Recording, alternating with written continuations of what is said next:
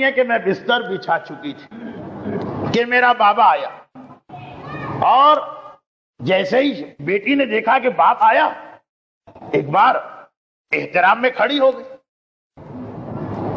پیغمبر نے ایک جملہ کہا فاطمہ سے، اور یہ جملہ کہتے ہی نماز شروع کر دی، کیونکہ فاطمہ کا حجرہ بہت چھوٹا تھا، ابھی بھی ہے۔ جب میں مدینے میں مومنین کرام کو بتاتا ہوں کہ دیکھیے یہ ہے حجرہ زہرا، تو لوگوں کو یقین نہیں آتا۔ آپ میں سے جو مدینہ جا چکا، چاہے حج میں چاہے عمرے میں، اس کو تو یاد ہوگا، جو نہیں گیا یہ جملہ یاد کرے، اس لیے کہ آج کی رات دعائیں قبول ہیں، تو یہ دعا ہے کہ ہر مومن اور مومنہ کو مدینے کی زیارت کا جلد از جلد موقع ملے۔ وہ جو زری ہے نا، وہ جو ایک زری، اس زری کے اندر 3 الگ الگ حجرے تھے، یعنی اس زری کا تیسرا حصہ حجرہ سیدہ، اس حجرہ سیدہ میں کمرہ اور صحن دونوں شامل، اتنا چھوٹا وہ زری کے 3 حصے کر، لیکن حجرہ سیدہ میں ہر وقت جائے نماز بچھی رہتی ہے، جو اسلام کا ایک مستحب حکم ہے نا، کہ جب کبھی کوئی گھر خریدو یا گھر بناؤ تو وہاں ایک جگہ نماز کے لیے مخصوص کرو۔ یہ ایک حکم ہے اور بڑا تاکیدی حکم ہے۔ کس لیے تاکیدی حکم ہے؟ کہ یہاں تک آ گیا کہ جب کوئی آدمی سکرات موت کی کیفیت میں ہو تو اسے اگر ہو سکے تو وہاں لے جاؤ۔ ہو سکے اس لیے کہا کہ کچھ مریضوں کو اپنی جگہ سے ہٹانا، ان کی تکلیف بڑھانا، اگر ہو سکے تو وہاں لے جاؤ۔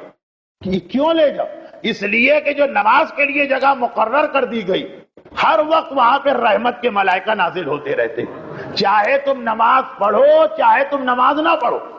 جو نماز کے لیے جگہ بنا لی گئی، ہر وقت وہاں پہ رحمت کے فرشتے نازل ہوتے رہتے، چنانچہ ایک جگہ مخصوص ہو جو خاص نماز کے لیے۔ اب دیکھیے اس جملے کے حوالے سے میرے ذہن میں بہت ساری باتیں گونج اٹھی، یہ میں آج تیاری کر کے بھی نہیں آیا تھا کہ جملہ مجھے کہنا، کئی باتیں میرے ذہن میں آ گئی، کبھی انشاءاللہ تفصیل بعد میں آئے گی، مختصر سن لیجیے۔ ایک جگہ نماز کی مخصوص، شہزادی کا حجرہ کتنا چھوٹا، یہ مثلا بہت پہلے، آج سے 25 سال پہلے جب کھارادر میں اس قسم کی مجلسیں پڑھتا تو اکثر مومنین 1.5 کمرے کے فلیٹ میں رہتے تھے یا شاید اس سے بھی کم۔ اب تو انہی کو ماشاءاللہ اللہ نے عالیشان مکانات دیے، مگر بھول گئے وہ اپنا کل کا وقت۔ مجھے اس لیے یاد ہے کہ وہ اس وقت بھی ان مسئلوں کا مذاق اڑاتے تھے کہ مولانا ہمارے یہاں بچے سلانے کی جگہ تو ہے نہیں، آپ کہہ رہے ہیں کہ نماز کی جگہ بناؤ۔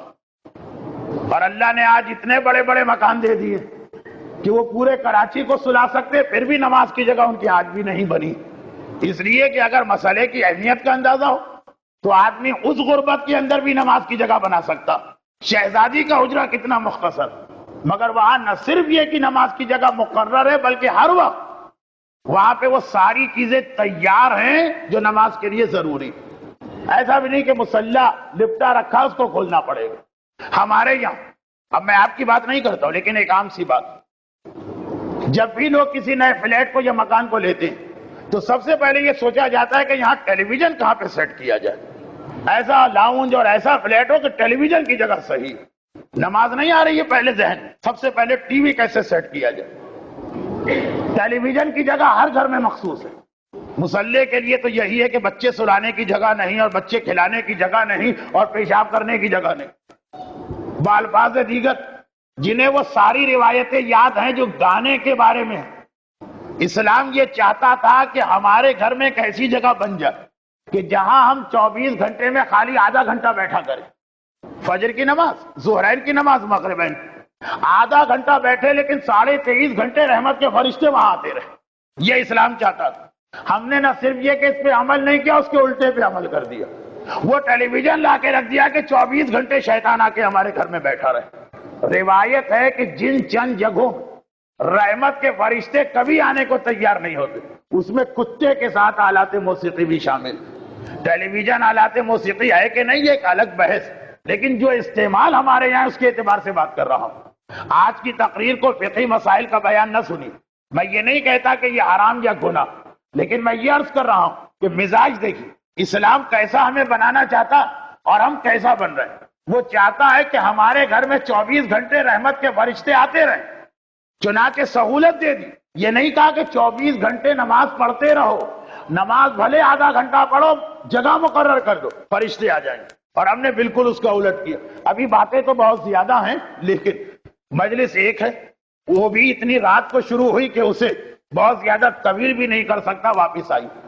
شہزادی کے حجرے میں ایسی تیاریاں رہتی تھی نماز کی کہ اللہ کے رسول نے قدم رکھا، کہا بیٹی سونے جا رہی ہے؟ کہا کہ ہاں بابا وقت آ گیا، سونے جا رہی، نیند کا وقت آ گیا۔ کہا بیٹی تو یاد رکھو جب بھی سو تو 4 کام کر کے سونا، ہمیشہ سونے سے پہلے قرآن ختم کرنا، حج اور عمرہ انجام دینا، مجھے اور میرے بھائیوں 1,24,000 انبیاء کو اپنا شفیع بنانا، ساری دنیا کے کل مومنین اور مومنات کو راضی رکھنا، اور نماز شروع کر دی۔ یعنی اس طرح سے مصلی بچھا ہے، مثلا سجدگاہ ہے، کہ جملہ کہا اور نماز شروع کر دی۔ میں نے اپنے گھروں میں دیکھا ہے لوگوں کو نماز کی تیاری میں آدھا گھنٹہ لگتا۔ یہ بھی ایک بوجھ ہے جو اپنے آپ پہ ڈال دیا گیا، اور یہ بوجھ اسی لیے کہ نماز کے مسئلے لوگوں کو پتہ ہی نہیں۔ باقاعدہ اہتمام کرنا پڑتا ہے نماز کا، جس کی وجہ سے بہت سے لوگ نماز چھوڑ دیتے کہ بعد میں پڑھ لیں گے، اتنے اہتمام کا وقت نہیں۔ اور اگر کوئی بدقسمت مومنین کرام کو مسائل سکھانا چاہے تو اس کی مخالفت شروع ہو جاتی کہ کیا آپ نے مسائل چھوڑ دیے، آپ تو ہمیں یہ بتائیے کہ ظالموں کا مقابلہ کیسے ہوتا۔ وہ بھی اپنی جگہ اسلام ہے، یہ بھی ایک حصہ، یعنی اتنا وقت نہ ملا۔ سنیے اصل جملہ، شہزادی کہتی ہے بابا نے جو چوتھا جملہ کہا، اس سے پہلے کہ میں کچھ پوچھوں بابا کی نماز شروع ہو چکی۔ اب میں پوچھنا چاہتی تھی کہ بابا یہ 4 کام تو آپ نے ایسے بتائے کہ ہو نہیں سکتی، یعنی اگر پیغمبر کی توہین نہ ہو تو خلاصہ یہ ہے کہ یہ 4 چیزیں تو ایسی بتائیے کہ اگر یہ 4 کام کرنے لگے تو کبھی ہم کو نیند کا وقت ہی نہیں ملے، اس لیے کہ پورا قرآن ختم کرو، حج اور عمرہ کر کے آ جاؤ، 1,24,000 انبیاء کو اپنا شفیع بناؤ، اور کل مومنین اور مومنات کو راضی کرو۔ کب؟ سونے سے پہلے۔ تو زندگی میں کبھی سونے کا موقع نہ ملے۔ شہزادی فرماتی ہے میں بابا سے ابھی آخری لفظ کا آگے کچھ کہنا چاہتی تھی، بابا کی نماز شروع ہو گئی تو میں مصلی کے قریب بیٹھ گئی۔ یہ لفظ ہے روایت کے، میں بیٹھ گئی، انتظار کیا۔ جیسے ہی بابا نے نماز ختم، صاحبان ایمان کے لیے ایک جملہ اور عرض کر دوں۔ یہ جملہ کب کے لیے؟ جب انشاءاللہ ہماری آج رات والی دعا قبول ہوگی کہ ہر مومن اور مومنہ تمام زیارات خصوصاً مدینے کی زیارت کرے گا، تو آج بھی آپ کو ایک چھوٹا سا کٹہرا نظر آئے گا۔ مدینے کی مسجد میں آپ جائیں گے تو ایک بہت بڑا چبوترا نظر آئے گا۔ تفصیل میں جانے کی ضرورت نہیں ہے، اتنی واضح نشانیاں کہ ہر وہ آدمی جو مسجد میں قدم رکھے گا چبوترے کو پہچان لے گا۔ لیکن اس چبوترے کے بالکل سامنے جہاں پہ زری شروع ہوتی ہے وہاں چھوٹا سا کٹہرا لگا ہے، چھوٹا سا چبوترا۔ اس چبوترے کے اوپر 2 ستون ہیں، ایک ستون پہ گھڑی لگی۔ بتایا جاتا ہے کہ یہ ستون حجرہ فاطمہ میں ہے اور اس کا نام ہے ستون تہجد۔ تو ایک ذہن میں بات آتی ہے ستون تہجد، یعنی یہاں پہ شہزادی نماز شب پڑھتی ہوں گی۔ کہا نہیں، یہاں رسول خدا نماز شب پڑھا کرتے تھے، یعنی ہر نماز شب کے وقت اللہ کا رسول نہ مسجد میں جاتا ہے نہ اپنے حجرے میں ٹھہرتا ہے، فاطمہ کے گھر آتا ہے۔ نماز شب فاطمہ کے گھر میں پڑھی جاتی ہے آج تک، ستون تہجد فاطمہ کے گھر میں۔ یہ سارے جملے یاد رکھیے گا۔ میں بطور تکبر نہیں کہہ رہا، لیکن ایک پروردگار نے سعادت دی۔ اس مجمع میں کتنے ایسے لوگ جنہوں نے مجھ سے کہا کہ مولانا 20 سال سے آپ سے یہ جملے سن رہے تھے، اور پھر موقع ملا آنکھوں سے جا کے دیکھا تو لطف دوبالا ہو گئے۔ آہستہ آہستہ آدھے سے زیادہ مجمع یہ چیزیں پہلے سنتا تھا، اب دیکھ کے آیا۔ جو باقی بچا ہوا مجمع انشاءاللہ اس کو بھی یہ موقع ملے گا۔ تو پیغمبر کا نماز شب ہمارے اور آپ کے لیے سنت ہے، رسول خدا کے لیے واجب۔ وہ نماز شب فاطمہ کے حجرے میں پڑھی جاتی تھی۔ حجرہ سیدہ کا ایک ٹکڑا آج بھی باہر ہے۔ یعنی اگر کوئی آدمی آج افسوس کر کے رہ جائے کہ مولانا بڑا دکھ ہوتا کہ مدینے گئے، حجرہ شہزادی کے حجرے میں جانے کا دل چاہ رہا تھا، حجرہ بند تھا، تو میں کہتا ہوں حجرہ بند تو کر دیا لوگوں نے، لیکن ایک ٹکڑا حجرے کا حصہ ہے آج حجرے سے باہر آ گیا۔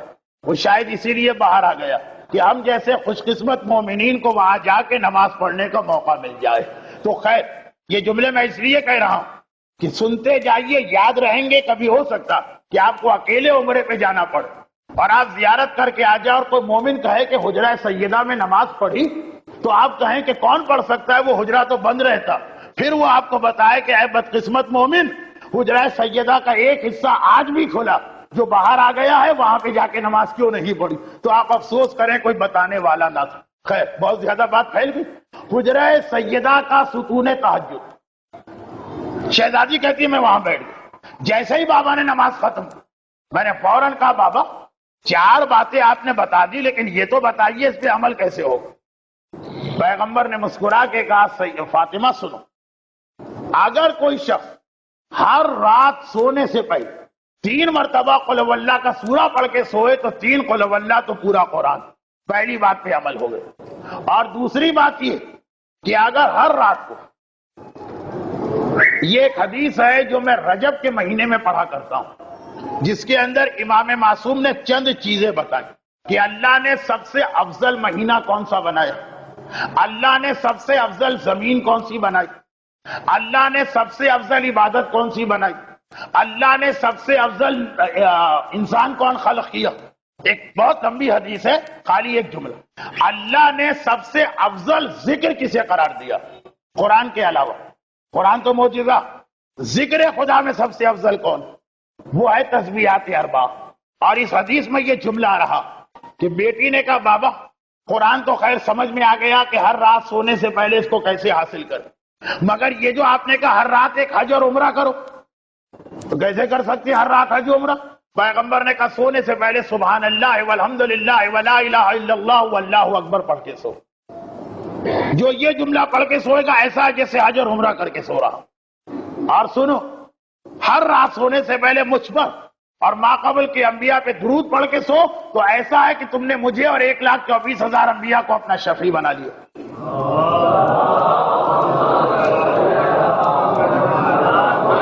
دو چھوٹی سی باتیں.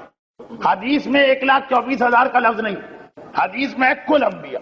تو میں نے ذرا بچے سمجھ جائیں اس لیے لفظ کل کو 1,24,000 میں بدلا.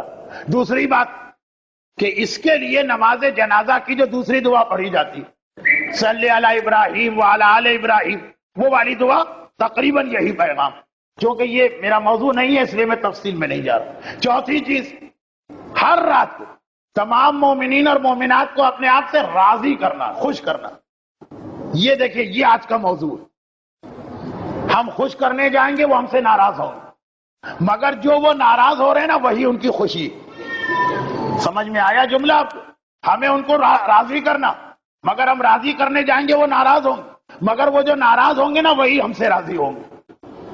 جیسے اگر آپ بیمار بچے کو صحت دینا چاہیں تو انجیکشن لگانا پڑے گا، وہ بچہ آپ سے ناراض ہوگا، مگر یہی بچہ بڑا ہونے کے بعد جب دیکھے گا کہ اس ٹیکے کی وجہ سے وہ کتنی بیماریوں سے بچ گیا تو بڑا شکریہ ادا کرے گا. تو سنیے آپ، یہ جو ساری بات جو آ گئی نا، اس کا ایک مقصد کہا کہ بیٹی اگر ہر مومن اور مومنہ کو اپنے آپ سے راضی کرنا تو سونے سے پہلے ہر ایک کے لیے مغفرت کی دعا کر کے سو. نماز جنازہ کی تیسری دعا اللہم اغفر للمؤمنین والمؤمنات. دیکھیں دوسری دعا تیسری دعا. ہر رات حکم کیا دیا رسول نے؟ ہر مومن اور مومنہ کو راضی کرو. طریقہ کیا بتایا راضی کرنے کا مقصد؟ ان کے لیے دعائے مغفرت کر کے سو. اے خدا ہر مومن اور مومنہ کی مغفرت فرما.